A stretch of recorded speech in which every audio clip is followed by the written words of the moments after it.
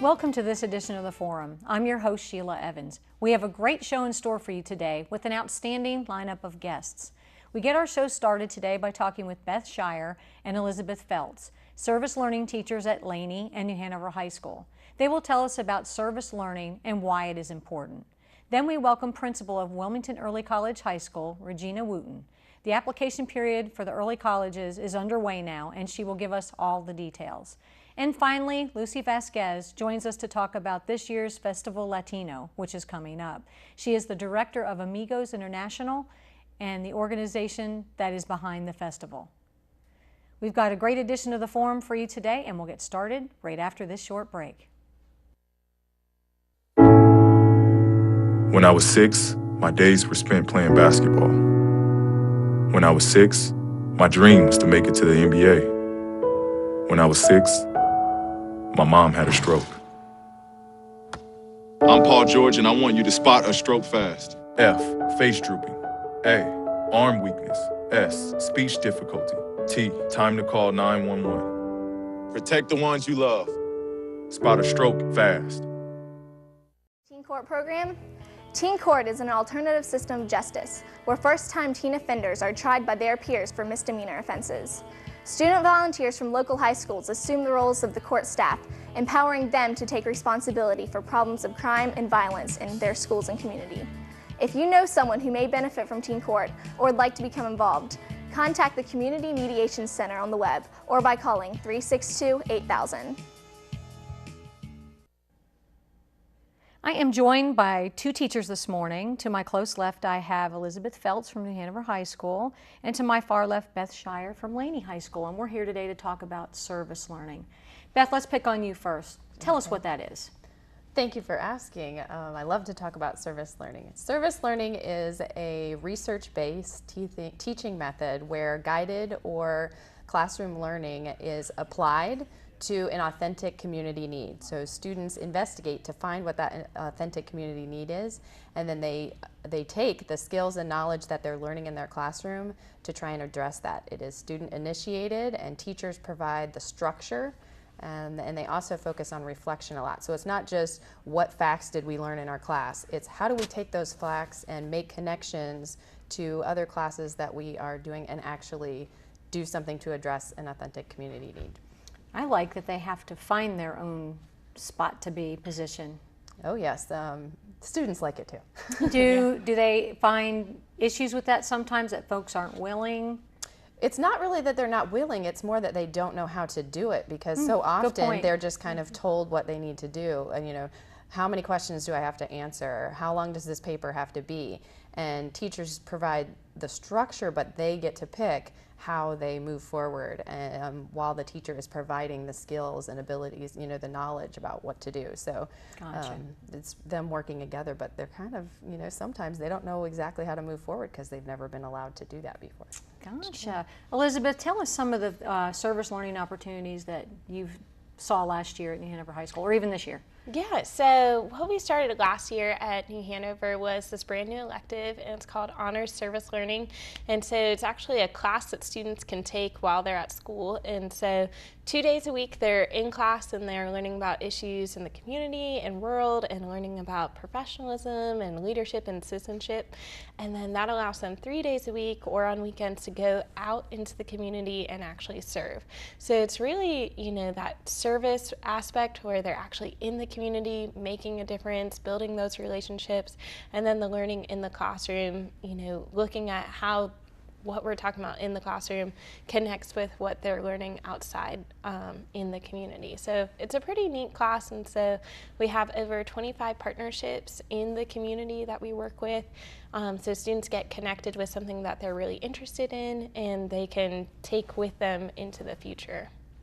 What are some of the partnerships? Yeah, so we off have the top of your head. I'm putting you on the spot. Yeah, so we work with a lot of the local schools, okay. and then we work with the YMCA, Paws Place, Burnett Vet Hospital, the Aquarium, Children's Museum. So I can keep going and going and going forever, but it's a pretty wide variety since we want, you know, students with different interests to get plugged in and connected to what they're passionate about. Because if a kid, doesn't really care about it, then their service isn't going to be as quality.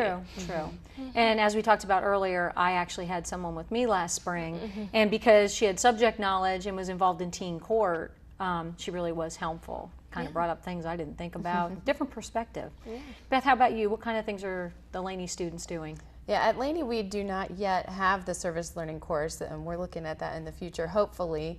But we've been doing service learning in a structured kind of way since about 2006, where we got a grant to implement that type of teaching method. And we have, it's varied every single year, but we've worked, English classes have written letters to try and advocate for domestic violence awareness. Our Earth classes have tried to help low socioeconomic student or the population get prepared for hurricanes and learn more about what they need to do with that. But probably our biggest one that most people have heard of is our Slam Jam, which is through our sports and entertainment marketing class. And for the past 7 years, they've been raising awareness on different issues ranging from drunk driving and teen safe driving to breast cancer awareness, and most recently teen suicide prevention that was really hit Laney High School and our community hard last year. So it's just students applying their knowledge in a very active way. Why do you think service learning is important? To me, service learning is important because it brings education alive. I work with students who are low motivated and not seeing the importance of education on a daily basis. They don't really understand how their classes can fit into the real world, and it allows them to go, hey, not only can this fit into my real world, but I can do something about it. And these hands that I was given, I have gifts and skills that can really change what's going on, and it really, to me, changes the direction of people's lives. So very good. Yes. Elizabeth, anything you want to add to that? Yeah, so it's really neat because we work with kind of students on totally different ends of the spectrum. So Beth is working with students who may not have even the hope or dream of graduating high school, and then they get involved with these service learning opportunities and then see I have that skills and strengths to accomplish that goal. Whereas a lot of my students are these top, really high achieving students who just aren't always being challenged in their classes. And so this gives them that initiative, that step to really take their learning as their own responsibility and get to see how can I apply this to a future career path or something that I really want to study when I go off to college. So it's neat, no matter what the student, whether they're here on this really low end or some of my students are the top 10 in their class, everyone can really benefit from this service learning experience. Nice. Beth, how do you think the students feel about it? What's the feedback you get? Well, they're kind of bouncy. I'd call them bouncy. That student who's excited about what they're learning and they just kind of can't stop. I'll have students come and say, what do you think if we did this? And, as the advisor or in the teacher role, you have to kind of rein them in and figure out, and just ask a lot of questions.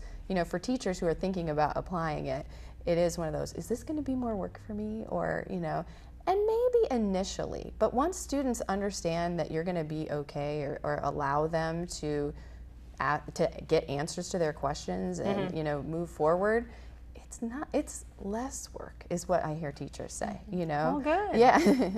Yes. Okay. Well, thank you, ladies, for filling us in about the service learning opportunities, and maybe some other schools will pick it up. Definitely. We'll be back in a few minutes, right after these messages.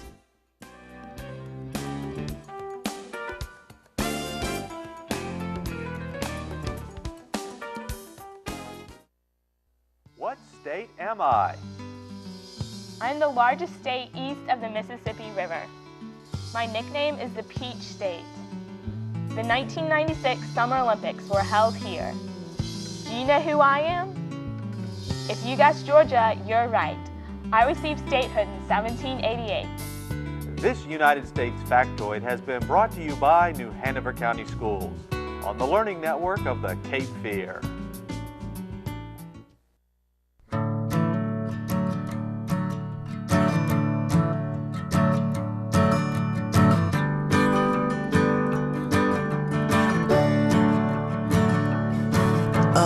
Listen now, can you hear the bluebirds? Oh, look up now, can you feel the sun?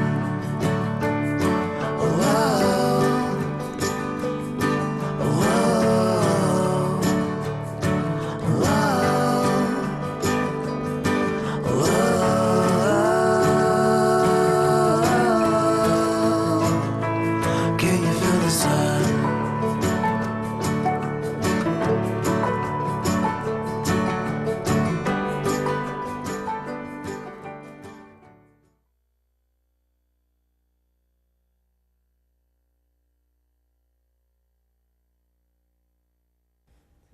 My next guest is Regina Wooten, principal at Wilmington Early College High School, and we are here today to talk about the early college applications. Ms. Wooten, tell us all we need to know about the application process. The application for Wilmington Early College and Isaac Bear started, the application went live on the 1st. Okay. And students, the process is the first students, we have the two counselors go out to the schools and talk to the students, and after that students determine which college they're interested in or both. Oh. And they complete the application. They have to have letters of recommendation and the counselors handle it. The counselors are a major part of the process. Sounds like it. They are the ones who make sure that the students know how to access the applications, as far as completing their essay. Many of the counselors do kind of help them with that. They make sure they have their letters of recommendation, and so the process is it's not that intricate. It just requires them to sit down and complete it in one sitting, because we don't have it so that they can pause and then go back. They just have to go ahead and complete it once they begin it. And for the most part, we're just trying to recruit students who are, for the most part, first-generation college students. Okay. Whereas their parents, that means their parents did not go to college. So we're really trying to recruit them to give them that extra foothold, that extra footing in order to go to a four-year college if they want to. Okay. So it's an online application. It's live. When does the application deadline end? The application deadline is, I need to check my notes. They have about a month. It's in November, so they have quite a while in order to complete it, and I'll get those dates to you. And they will be posted on the website. So the dates for the actual application process. Once they begin the process, if they have any questions, of course, they can go to their counselors. The two counselors that went out, our counselor is Tanya Jordan, and the counselor for Isaac Bear is Donna, and she will. They can email or contact either one of them. Okay. Tell us a little bit about Wilmington Early College High School. Okay. What it looks like to folks that don't have a clue what it's all about. Okay, Wilmington Early College, we're on the north campus of Cape Fear Community College, which is down from Laney High School. And our students for 9th and 10th grade year, they take high school classes. So we do what's called front loading. So for our students, they take most of their high school classes in their first 2 years. Beginning in their second semester sophomore year, they may begin taking college courses, and these are students who are deemed college ready by their state teachers, which means that they know that they will be prepared for college. They will go in, they're critical thinkers, and in all of our classes, the students read, write, think every day within their classes. So they kind of have an idea jointly of whether or not the students will be ready to begin college classes. So within the high school side, like a typical schedule for a freshman who's coming in without high school credits, because now more middle school students are taking high school credits. Oh, that's true. Yeah, so for a typical student without any high school credits, they come in, they'll take English 1, Math 1. They will also take Earth and Environmental Science and probably biology on semester. English 1 and Math 1 are generally year-long courses at the end for the full year. And then they'll take Microsoft Academy and Health and PE, and then we also have STAY. So their first 2 years are very compact. We put in, it's put together, and so there's little room. For students that are coming in with high school credits, we are trying to meet their needs also. So we have quite a few students that are coming in with a Math 1 credit or an Earth and Environmental credit. And last year we had students coming in with American History 2 credits, civics credits, and world history credits. So yes, and we have one student this year who actually completed all of her history credits in middle school. So we are trying to meet the needs of those students that want to come to early college. And for those students, they may take additional online courses in order for us to meet their needs, or they may be in a class with some upperclassmen. There may be a couple of mixed courses. But for the most part, we try to keep cohorts together. How do you handle the foreign language piece for high school? In 10th grade, students take Spanish 1 and Spanish 2 as a semester course. And we do have some students that are interested in other foreign languages, and through in North Carolina Virtual Public School, and Wendy Craft is amazing. So we do have some students that are taking French 1, French 2, Nice. Latin 1, Latin 2. We've had students in the past take German. So if it's offered through NCGPS and that's something that they want to do, then that is an option. Oh. But of course, it is more difficult online. Yeah, I would have to sit in the classroom.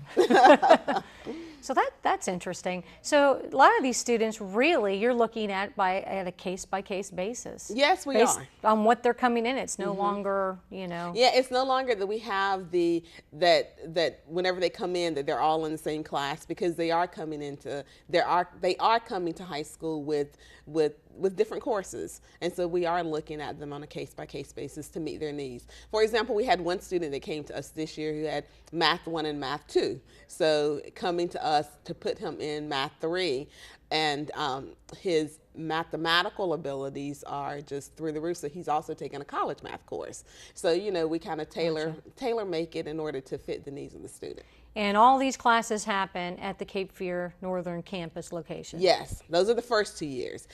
Beginning in their junior year, that's when many of our students begin taking college courses. And that first semester, we typically keep them on North Campus, where they take some of the introductory college courses. So they take a course called ACA, which is a transferable course that kind of introduces them to college courses, which is, some of the students say, this is a lot like your stay class. So it's not a surprise, it just kind of goes over, and they have projects that they have to do in that class. And then many of them also take a humanities course in Psych 150. So they take those introductory courses in Math 171, which is pre-calculus. So they take those introductory classes on North Campus. Right. And then beginning second semester of their junior year, they began taking classes on downtown. And we have a shuttle that runs twice a day from North Campus to downtown, goes twice a day and returns twice a day for students that do not have transportation, or for students that still rely on transportation for New Hanover County Schools. Gotcha. Very interesting.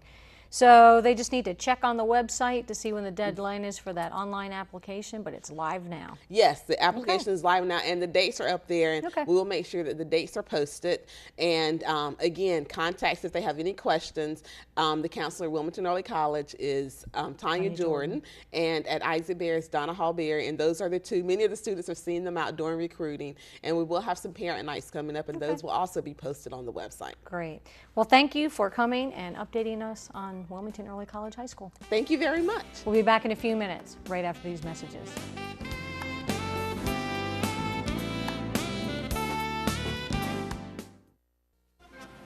Who was president? The year 1881. He declared war on the leading faction of his own party. He began prosecution of frauds in the U.S. Postal Service. He was shot by a disappointed office seeker. If you guessed James A. Garfield, you're right. He was the 20th President of the United States.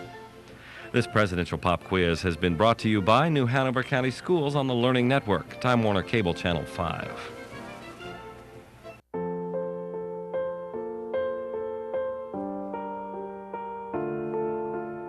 This is why you get by on 4 hours sleep.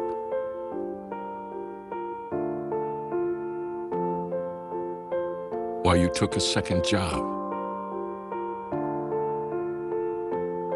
This is why you taught yourself how to fix the plumbing. And spend hours juggling the bills.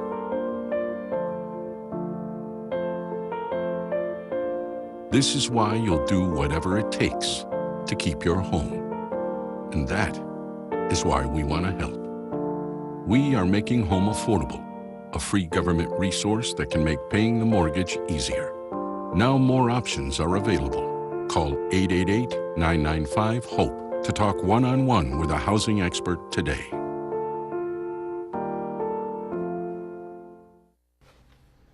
I have Lucy Vasquez, Director of Amigos International, with me today, here to talk about the Festival Latino 2015. Fill us in on all the details.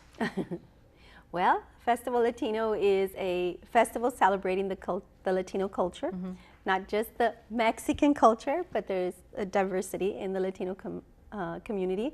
And so we want to highlight some of those countries, their music, their food, the culture, and provide that for the community. So it's lots of Latin food, music, dancing, and a kids fiesta. That's always wonderful for the children.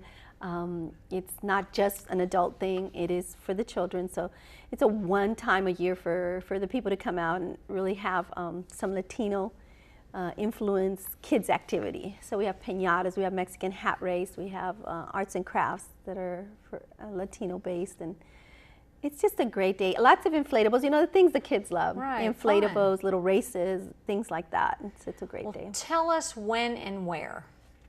Well, it'll be November, Saturday and Sunday, November the 7th and the 8th. Okay. So on Saturday is the big event. So if you want everything with the children, all the arts and crafts, all the exhibitors, lots and lots of people, then that's Saturday. And this is Ogden Park, right? This is Ogden Park, Okay. yes. This is in Ogden Park out by Market and Gordon. And it's a big park out there.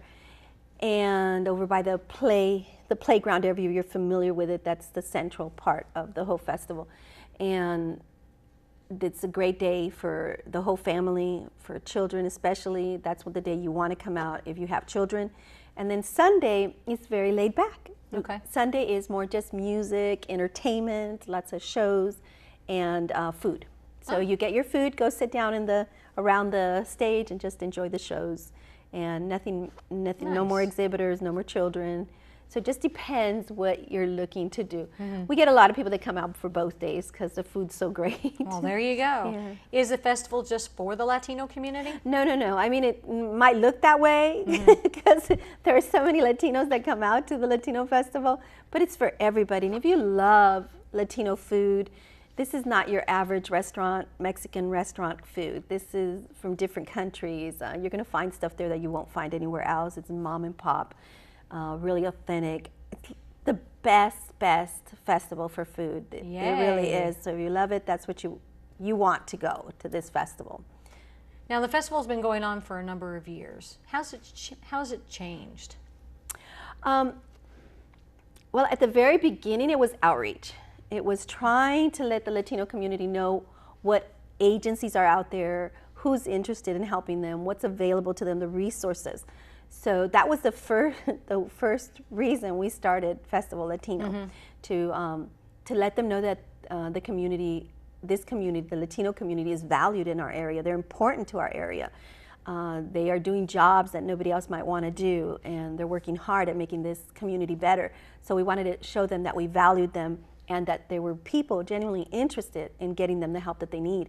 So that was the vision, and it has changed now. It has evolved because the Latino community is no longer migrant, and the Latino community is pretty well established. It's not as new as it used to be. Right. They've set roots, they've got children, their children have grown up, so now it's just a big Latino celebration. It's one big dance party. Well, there you go. So that's what we're seeing now. You know, it's a lot of the Latino community. They know each other. This is their one time a year to get together and see people they haven't seen in it's a big reunion. It's like a big family reunion. It's really wonderful. How long has it been going on? This is our 17th year. Oh, Actually, wow. the calculation might be wrong. It might be our 18th year, but it is somewhere in there. 17th, 18th year of doing Festival Latino. Started very small. I thought 1,000 people were going to come, and Right. now it's up to the 20,000. So Wow. it's wonderful. Because it used to be at the park, right? It used to be at Huma Cray Park, and I love that park. I wish it was still at Huma Cray Park because it's so family, it's so natural. But you outgrew it. We outgrew it, exactly. They said that we couldn't fit anymore. That's what Parks and Rec said. And really, I guess, to be safe, we couldn't fit anymore. So they sent us over to Ogden Park. It's a much bigger park, lots of parking. Good. And it makes it better for everybody all the way around. It's not as beautiful like Huma Cray with all the trees and all the shade. It just flowed better at Huma Cray, but it's a great festival. And safer, like you said. Yes. Is this a fundraiser? This is a fundraiser. Okay. This is a fundraiser for Amigos International. That's the umbrella organization, and under its programs, we have Centro Latinos, so it's socially, culturally, and spiritually. So socially, Centro Latino addresses the needs of the Latino community. People come to Centro Latino, it's a resource, activity, and crisis center. So we have classes there, we hold, help children with their schoolwork, various things, but I think the most important part of Centro Latino is that it is a crisis center. So people that are at their end of the rope or don't know where to turn to or have tried everything and can't get results, then they come to Centro Latino and we try to help them with their issues and get them past that obstacle so they can continue living and being a healthy part of the community. Right. And so it is a fundraiser for the Latino Center more than anything. Do you need volunteers there?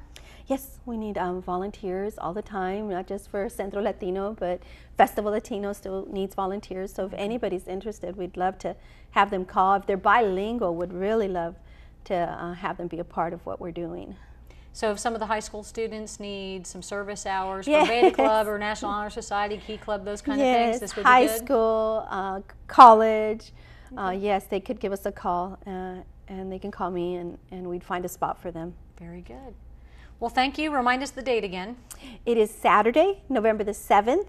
That's the big day.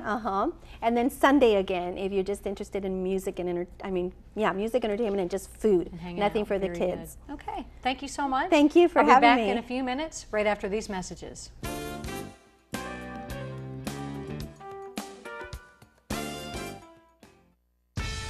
Now it's time for This Week in Bad Stats. Bad stats? Horrible stats. Here goes. 132. That's how many batters struck out 4 times in one game last season. Wow, very good. Here's a tough one, though. 3 and 4. No idea.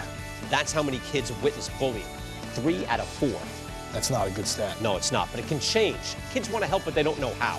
Visit stopbullying.gov and give them the tools they need to help prevent bullying. There are plenty of safe ways kids can help at stopbullying.gov. Let's see what's for lunch today. What are you having? Tacos, great. We had meatloaf, mashed potatoes, and peas. What's this? Looks good.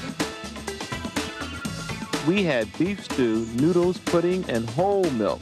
You know, today's school lunches are more nutritious and have better variety. They're totally awesome.